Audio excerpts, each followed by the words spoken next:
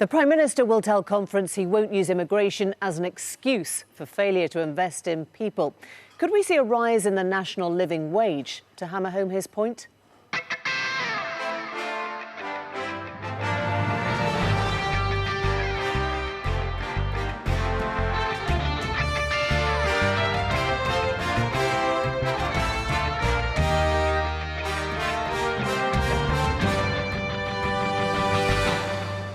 He's promising a change of direction, but there's no sign of an immediate plan. Will the gamble pay off?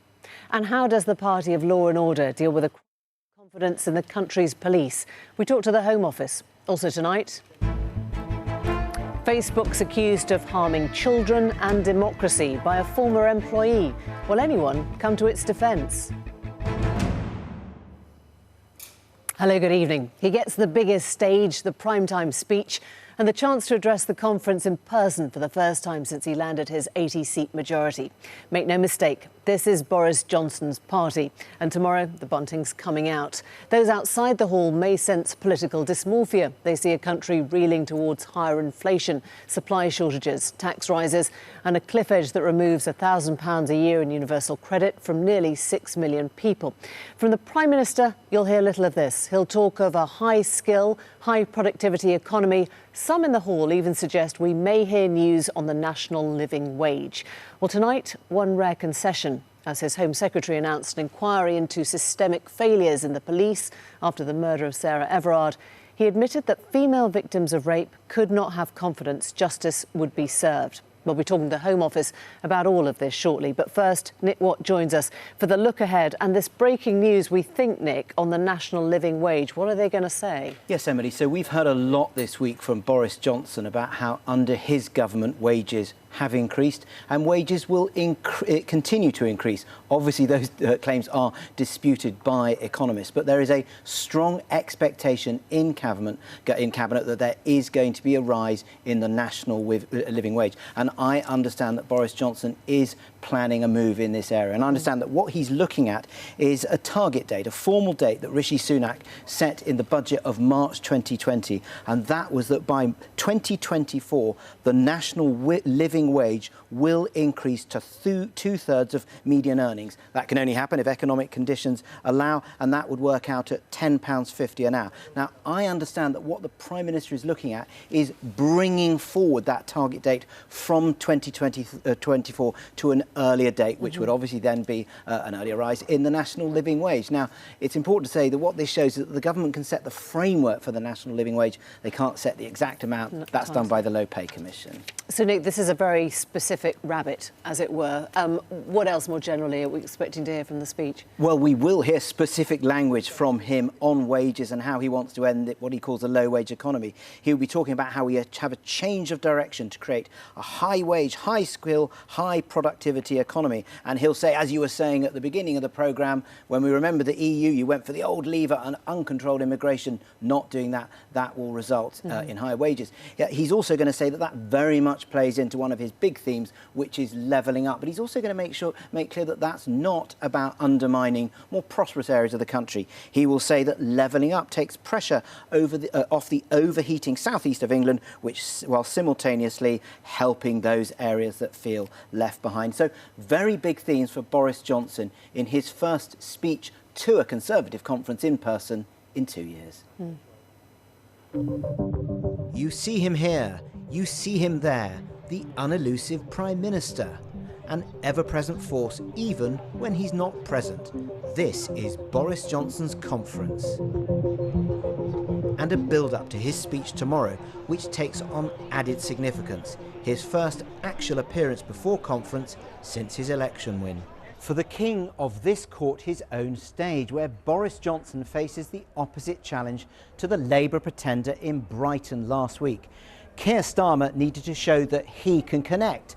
Never really a problem for Boris Johnson, but some ministers are saying they want substance and an answer to the question, just what sort of a Conservative is Boris Johnson? Does his response to the pandemic show that he's a state interventionist at heart, or were his tax increases an emergency response, and in fact, he's really a tax cutter?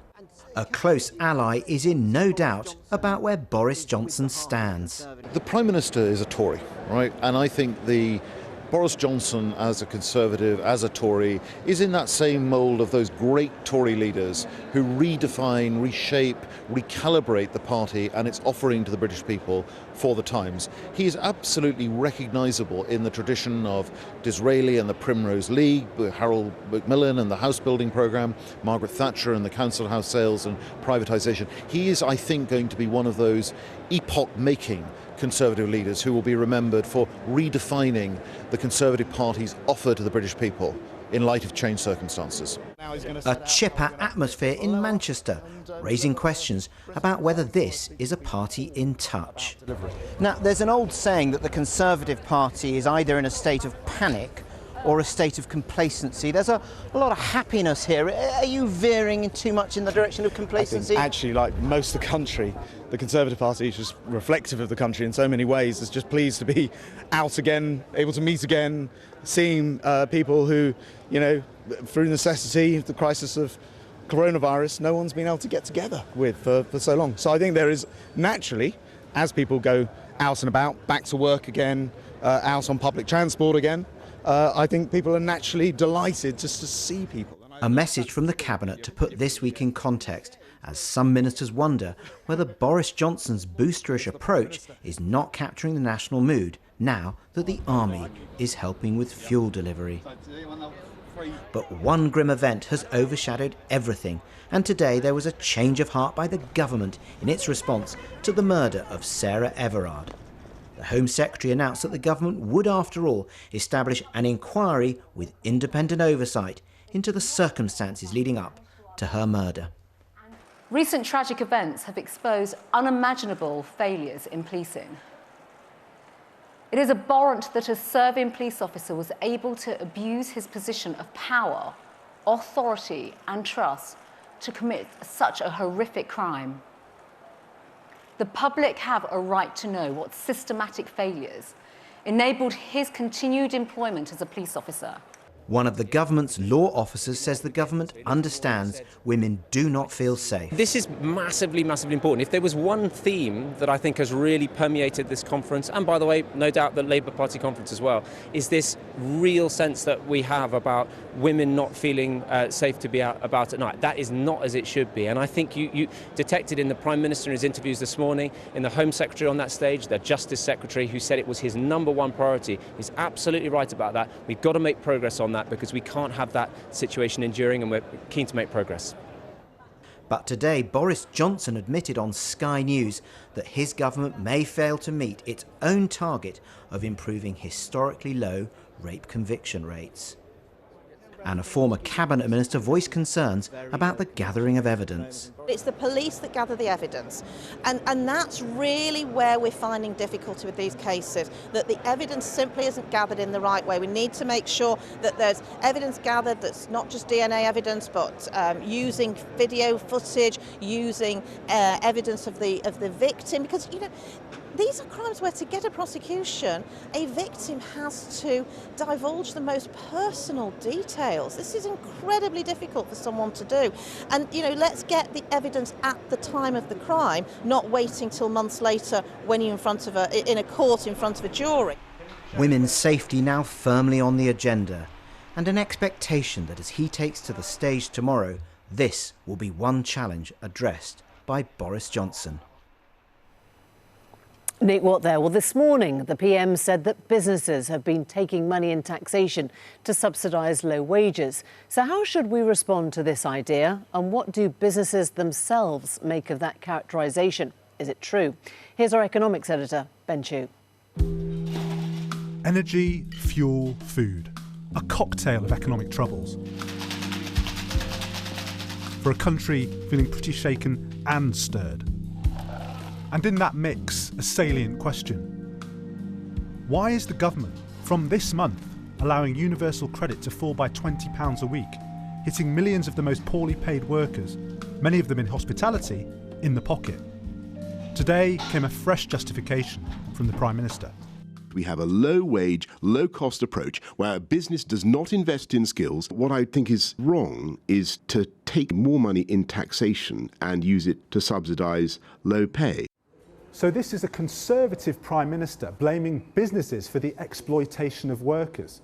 It's a very unorthodox position for the Tories. Indeed, it sounds like something Jeremy Corbyn might have said.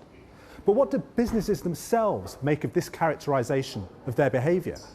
Well, I think businesses up and down the country will be quite shocked by that characterisation, actually. I just don't think that's true. I think what we've seen is a situation where we've left the EU, we've moved from a workforce that was accessible to the UK of 300 million, now we've got a workforce of about 30 million. And during that time, businesses have been working to skill their workforce, pay high wages, and make sure that they deliver for their customers and for their clients. And get more, UK nationals employed. The boss of this restaurant, which is struggling to find staff, says it's not a question of wages that are too low. It's simply a shortage of available workers. Since April, I estimate there's been about a 20% wage increase in the kitchen.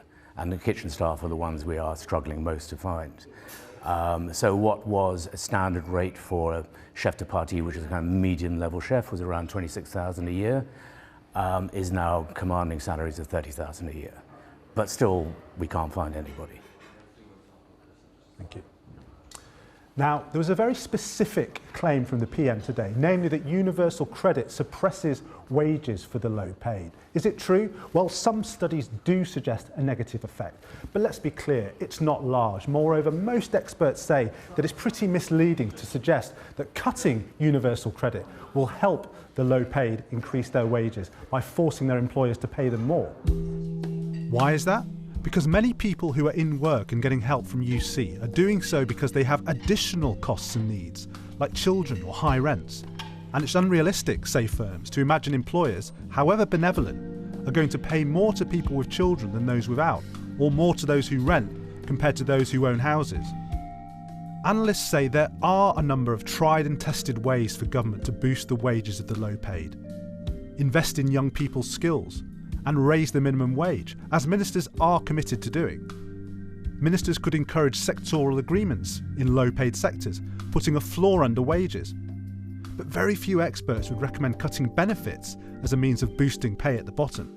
It's post-rational justification, isn't it? Employers are sceptical too. The restaurant business is pretty well paid, especially now. I'm not convinced that we are in a low-wage, low-skill sector at the moment. So you don't see benefit reforms as somehow likely to help your business in the near term? To be honest, I can't see it, no. We will see, but I don't envisage it having a rush to the door of new applicants, no. For business leaders, the issues of benefits and pay should really not be confused. I think there's a legitimate decision of the government, which many people disagree with, to cut that benefit. But there's a wholly different issue, which is around ensuring that we, working with the government, move to a high-skill, high-paid workforce. At the moment, we don't have a plan to get there. The danger is that, amid what feels to many firms like a blame game from ministers, such a plan is not about to be served up. That was Ben Chew. Joining us in a moment, the Home Office Minister, Kevin Foster. First, they were going to get a little bit more from business. We're joined now by Kate Nichols, Chair of UK Hospitality, by Minette Batters from the NFU, the National Farmers Union, and by Lord David Willits, a former business minister who now heads the Resolution Foundation. Welcome to you all. Kate, if I can start with you. Did you hear the blame game? What did you make of the Prime Minister saying that money in taxation is being used to subsidise low pay? I don't recognise it in our sector. Our sector has been investing heavily, particularly in young workforce and young people, and upskilling both pre and post pandemic. We've been working hard to make sure that we've got 10,000 apprenticeship places a year, that we've been lifting people through the industry from those entry-level jobs through to leadership positions, and investing heavily in the skills at restaurant manager, chef levels, etc. And as you heard in your package, those salary levels are commensurate with the skills and the jobs that we are providing. So I would reject the assertion that we are low pay, low skill, and we're not investing, we're relying upon the state to be able to subsidise that workforce. Simply put, we don't have sufficient access to labour at the moment to be able to operate at full capacity and full productivity. So what does that mean? If you don't have access to labour to operate at full productivity, what are you telling us? What does that mean for the consumer? Well, at the moment, hospitality has a vacancy rate of 10%, and we have had that since we reopened in July this year. You have to remember, hospitality has been closed effectively for 18 months. That's put a hiatus on our talent pipeline. We haven't been able to train people while the businesses have been closed. Chefs need to work and be trained in-house while we're open and while we're serving to be able to have that training. Our catering colleges have been closed. So we have had this hiatus and when we've reopened, we found that we've got vacancy rates of 10%. So 1 in 10 of our workers not present. That's double what we had pre-pandemic, despite levels of investment in skills and training. And that means that over the course of the summer, on average, our businesses have had to close 1 day a week, or they've had to restrict the number of covers that they're offering in a restaurant, or they've had to reduce their hours. So on average, it's about 20% down. So we're operating at sort of just about break-even levels, simply because we don't have the labour that we need to operate those businesses at full capacity. And that's limiting our ability to recover, and it's limiting our ability to be able to grow our way out of this crisis. And that's despite investing heavily, as I say, in increases in wages and skills.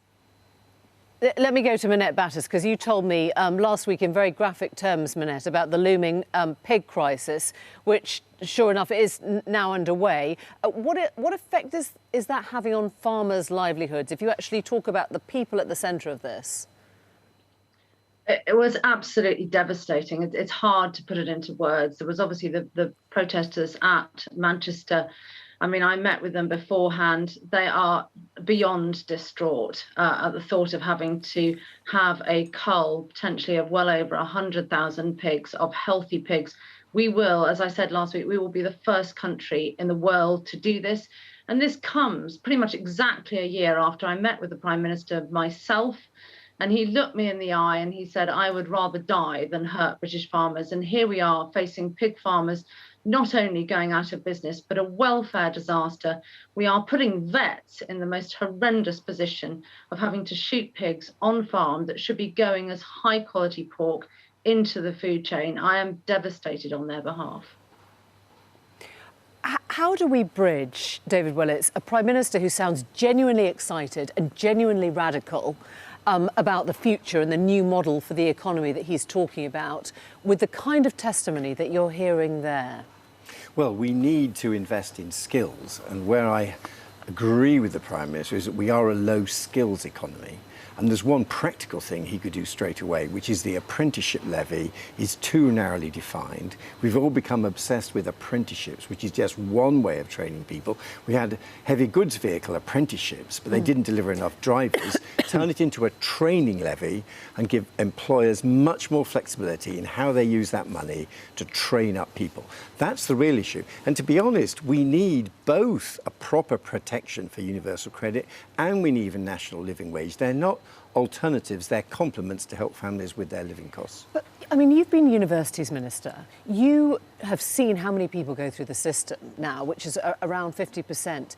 Is the ultimate goal that the university educated will take on the jobs that the EU workers aren't doing, whether it's working in abattoirs, whether it's working in care homes, whether it's picking fruit and vegetables? Can you see that? Is that the model? Well, it's part of the answer because by and large, as economies advance, there are more and more jobs which tend to be done by graduates. This is not some eccentric English experiment. Australia and America have got over 50% of people going to higher education. Our problem is not that 50% of people go to higher education. Our problem is that we also need better arrangements for training and upskilling the 50% of people who are not going into higher education. And for that, as well as apprenticeships, we need more flexible, short courses, the kind of courses that get you trained up to work in social care, where there are significant vacancies that are not being filled, that help an employer train up people quickly to do jobs where you may need 3 or 6 months, but not a 2-year apprenticeship. OK. Kate, what would be your response to that? When you see that the PM is rethinking the whole model of the economy, and this is a sort of long-term game, what would be your response to that? Well, I would agree with David. I think if we can make the apprenticeship levy more flexible so that we can invest in training and skills at all levels in the business, according to what the business needs, not all of those upskilling roles will need to have an apprenticeship alongside it. But we do need to make sure that we've got access to the labour that the economy needs to function fully. Because yes, it's right that we focus on some of those higher quality jobs and those unicorns, those high-tech financial jobs that we want to see coming through, but you also need those vital support services that improve quality of life for a lot of residents. And that does mean that you need to have access to the labour that you need to keep hospitality running, to keep retail running, to keep other parts of the economy running that are not going to be at those very high skill levels. And if we see this change in the national living wage, i.e. the date of increase is brought forward, would that be a problem for employers, or would they welcome it? Does it make things easier? Well, I think businesses are already investing in the wages of their staff. And the market is already determining that there are higher wages coming through. Businesses have had that time to plan. They've known what the line of direction and the direction of travel was going to be. If it is brought forward, there would be costs attached to that. And in the current climate where hospitality businesses in particular are fragile and are recovering from losing significant sums of money over the course of the COVID crisis, then that is going to translate through to higher prices for consumers because other cost prices are coming through and our margins are incredibly low. So we will see cost price inflation coming through for consumers in their everyday eating and drinking out. And that obviously fuels inflation. So there is a bigger economic impact to take account of. Minette, do you feel listened to on this area? You said last week you've been trying to get meetings with the government, with the Prime Minister on this issue. I mean, is this sort of stuff getting through that you're talking about? Well, I represent a sector that is in absolute crisis, a welfare crisis, a crisis for mental health and well-being in the countryside, with farmers going out of business on the back of this potentially. So I have tried to meet with Kevin Foster for 2 years and failed. I've tried to meet with the Home Secretary for 2 years and failed. The Chancellor said in his speech the government would do whatever it takes. I absolutely am determined to resolve this situation. I need to meet with them urgently. And just to put this into context, I've spoken to many processors today. They are all paying butchers £15, in some cases more than £15 an hour. If we look at nursing, a staff nurse is being paid an average of £13 an hour. The military startup is less than that, and a primary school teacher start on £12.50 an hour. So £15 an hour. Seasonal workers are also picking fruit and vegetables for £15 an hour. This has not been a low-paid sector. We're out of time, but thank you all very much indeed, David Willetts. Thank you very much. Well, let's turn to our Immigration Minister, Home Office Minister, Kevin Foster. And Kevin, you were listening to some of that. Can we just start with Minette Batter's comments that she's been trying to talk to you, the Home Office, the government, about these problems coming down the line that she saw coming down the line for 2 years now? Well, it's interesting to hear some of the comments. To give a quick example, butchers and senior care workers and chefs can be recruited under our skilled worker visa on a global basis, which we introduced last December. We've very much broadened the jobs that would qualify compared to the previous non-EEA system, which was very academically focused at Why is she saying only. that tonight then? Why is she saying there's this looming crisis of welfare, of livelihoods, of mental health, because they're not getting through? Well, ultimately, we need to start looking at wider issues in the sector. When we created the new immigration system, we gave businesses access to a much broader level of skills and recruitment on a global level. No longer determined by non-EEA or EEA recruitment. But in exchange, those jobs that are quicker to train for, that do not take as lengthy a period, we would expect the focus to be on the UK labour market. And let's remember, we've had 6.1 million applications to the EU settlement scheme. We've had tens of thousands of visas for Hong Kong. We've still got tens of thousands who come in via YMS of general access. But actually none of that matters in the sense of the numbers. If what you're hearing are industries in crisis, this is 60 to 70% of the British economy, the whole of the commercial sector, the whole of hospitality. You heard, 1 in 10 places filled, the whole of farming. And these voices are central to that. And we spent so much time talking about fish, and fishing is important. But these are industries that are literally keeping our country going.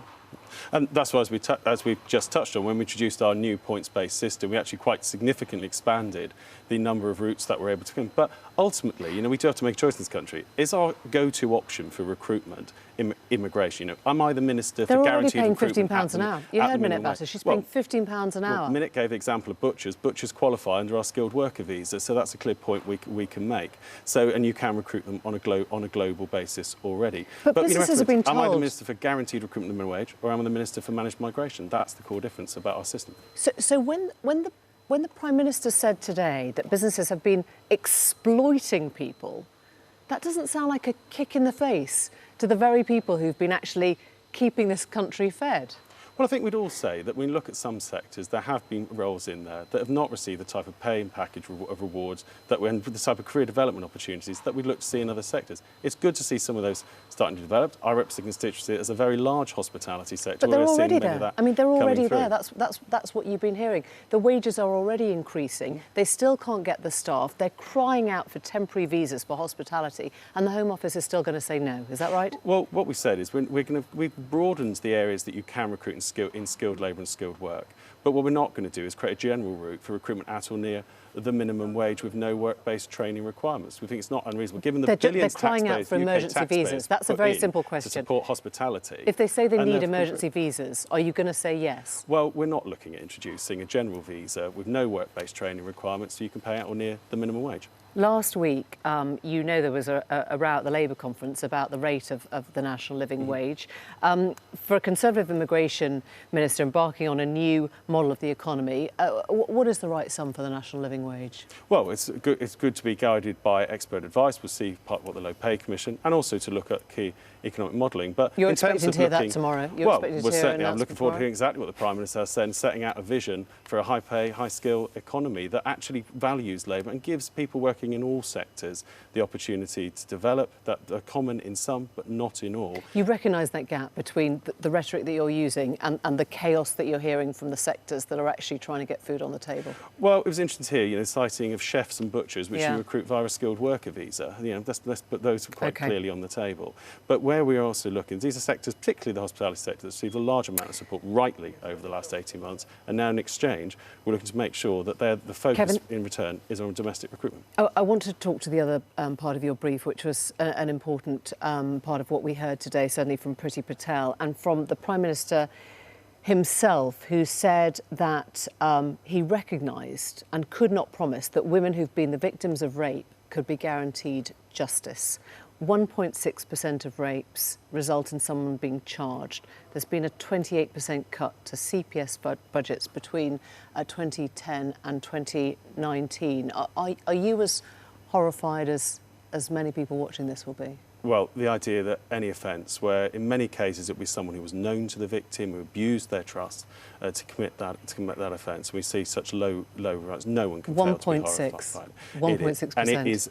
There are still. It's not one. We wish we could look at one solution to that, but there is a multiple from how the victims are actually dealt with when they report it, through the police process, how they're supported when they go through the criminal justice. If women are watching this and they want to feel safe, why wouldn't they vote for a former Director of Public Prosecutions in the form of Keir Starmer, rather than a government who has been consistently failing women now, increasingly for the last 5 years? Well, having stood at a dispatch box and defended why it was a good idea to deport people who have committed serious sexual offences against Labour MPs arguing they should not be removed from this country, I do find it rather interesting then to hear those types of 1.6% and a 28% cut in the budget. On violence against women and girls. We're increasing the number of police officers. We've put investing money into the CPS and looking at an end-to-end review of the process. It's not simply about money and resources. It's about how we make sure we have a step change in how we deal with these and it takes the most horrific and public crime and murder to wake up the government about something that women in this country have known for years. Well, actually, we'd launched the call for evidence on violence against women and girls strategy before the tragic incident earlier this year. But it's about, and we've welcomed the sheer number of responses that we got. And we'd already committed to increase the number of police officers. This is something that, you know, it's not a problem that's appeared overnight, but it's the one that will take systemic reform all the way through. If increasing the number of police officers at this point might not sound like the perfect solution? Well, we can appreciate it's part of investing in our criminal justice system and also rebuilding the trust that's been lost. And there's police officers who every night put their lives on the line. The Victims Commissioner, Vera Baird, has said that your government effectively decriminalised rape. 1.6% result in a charge. I mean, that is as good as saying, do what you want, you get away with it, you'll never be found. And that's against the backdrop of nearly 30% cut over a decade, a 30% cut to the CPS budget. Well, as I say, we're investing money into the CPS, into policing, to get the results people want to see. And no one wants to sit here and see a 1.6% No, but the Prime Minister couldn't sign up going. to a rape target. He couldn't guarantee that the targets that were only set at 2016 levels, set out in the government's own review, couldn't be met. What does that say about your priorities to women in 2021? Well, what we say to women is we published the Violence Against Women and Girls strategy back in July. We're making clear investments into this, £100 million worth of investments. We've made more announcements over the last week of investment into our Safer Streets Fund and the Domestic Abuse Bill, a landmark piece of legislation, because let's be upfront, one of the biggest issues for many women is not feeling safe in their own home, let alone out on the street. A landmark piece of legislation to tackle one of the worst, most pernicious problems in our society. Thank you very much. Thanks for joining us here on Newsnight. Now, if you thought yesterday went badly for Mark Zuckerberg with the 6-hour blackout on Facebook, Instagram and WhatsApp, today things arguably got much worse. A former employee, whistleblower, gave jaw-dropping testimony to a US Senate committee accusing Facebook of knowingly harming children and democracy in its business model and putting profits before people. Facebook responded with a direct pushback to Frances Haugen's testimony and suggested she was often talking about areas in which she had not specifically worked. David Grossman has our report.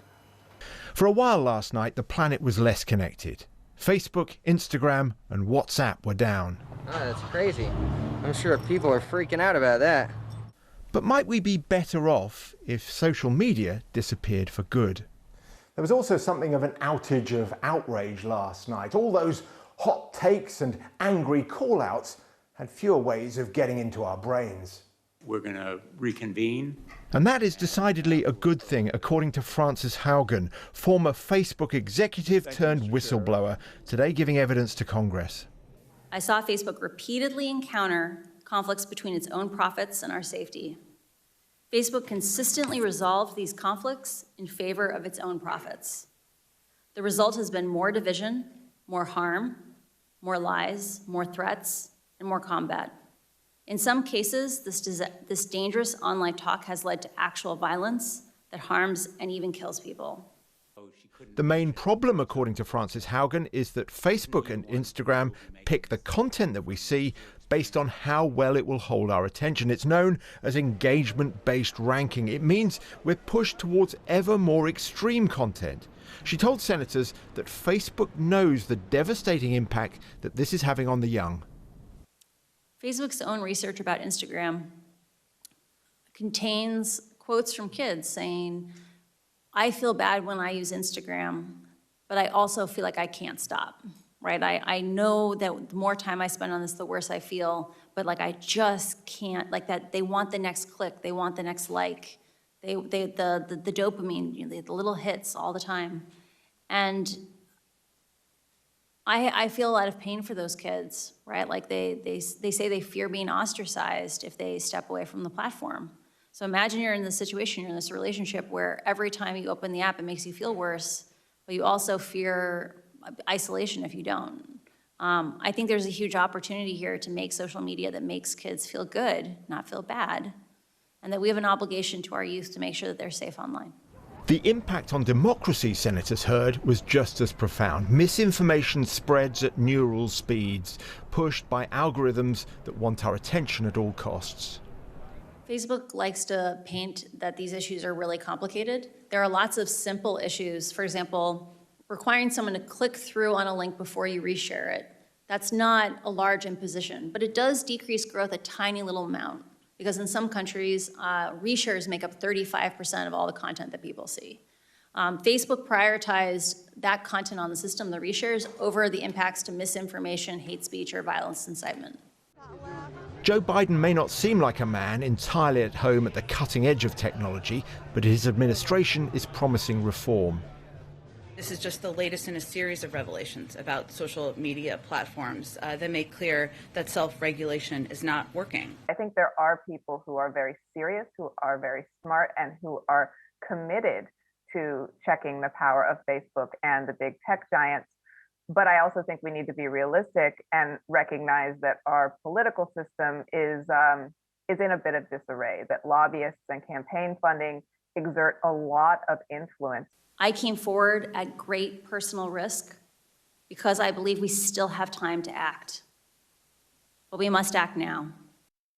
The power of big tech is now undeniable. Keeping its benefits whilst removing its harms is, according to some, the most significant battle of our age, because, they argue, if we fail, society itself may not survive.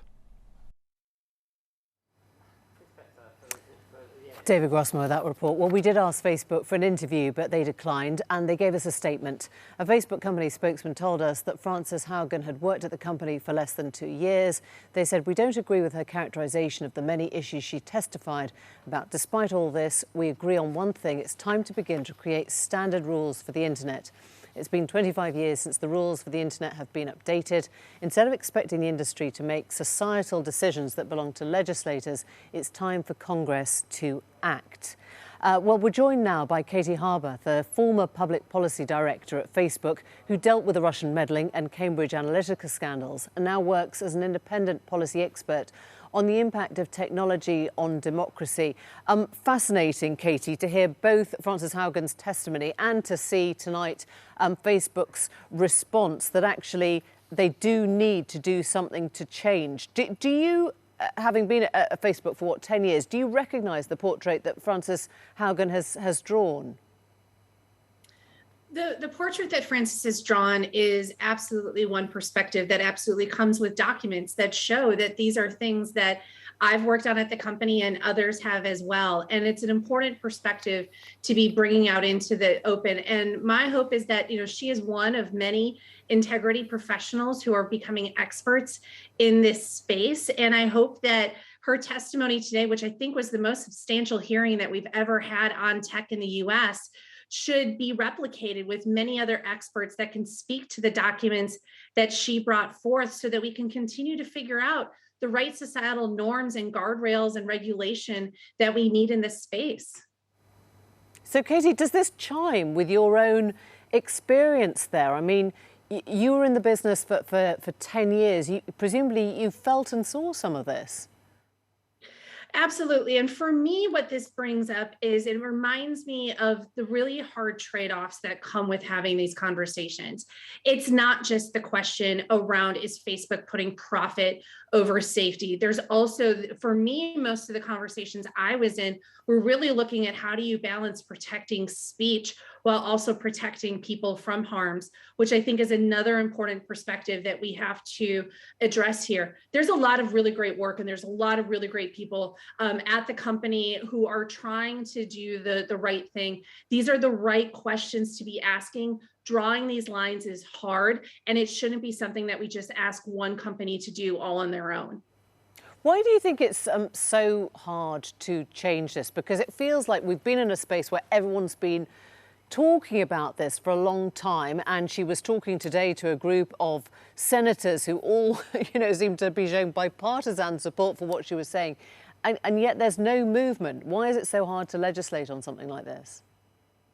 I think the reason that it's so hard to legislate on this is that people agree the big picture that things need to be changed, but there's a lot of disagreement about what that change should look like, where you should be drawing these lines around what content should be allowed on the site, what level of transparency, how privacy should be protected.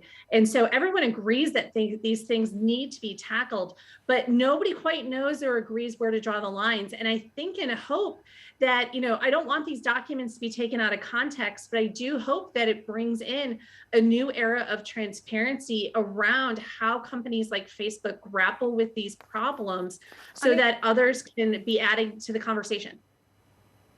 They seem to say, the company seem to say, yeah, we're all in the market for some change, but let's see what the legislators come up with.